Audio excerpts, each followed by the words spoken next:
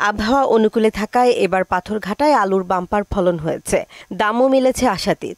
গত বছর যেখানে মন প্রতি দাম পাওয়া যায় ৫০০, এবার সেখানে মিলেছে ১২০০ টাকা। ১.৫ কানি জমিতে আলু দিছি, তাতে খরচ ২.৫ লক্ষ টাকার উপরে, বিক্রিতে হয়তো বা ৫ থেকে ৬ লক্ষ টাকা আসতে পারে। প্রতি করে ৩,৫০০ টাকা খরচ হয়েছে, তাই আমার ৩,৫০০ টাকা ৩,৫০০ টাকা লাভ হইবে।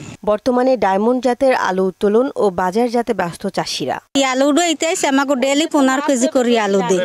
অন্যান্য অঞ্চলের আলু থেকে এই আলুটা একটু ভালো এবং এই জন্য ওয়ালটন ফ্রিজ কিনে অনেকের মতো আপনিও হয়ে যেতে পারেন মিলেনিয়াল।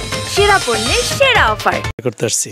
পাথরঘাটার আলুটা অনেক ভালো, খাইতে ভালো, সুস্বাদু, এই জন্য আমরা দূর থেকে আলুটা কিনতে আসি।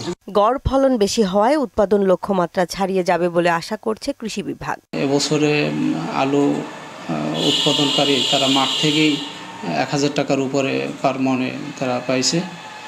আর এখানে যদি হিমাগার চালু থাকে তাহলে আবারটা আরও বাড়বে এবং উত্তরোত্তর সংরক্ষণও বাড়বে। পাথরঘাটায় এবার ৫৫০ হেক্টর জমিতে আলু চাষ হয়েছে। জেসমিন আলম, মোহনা সংবাদ।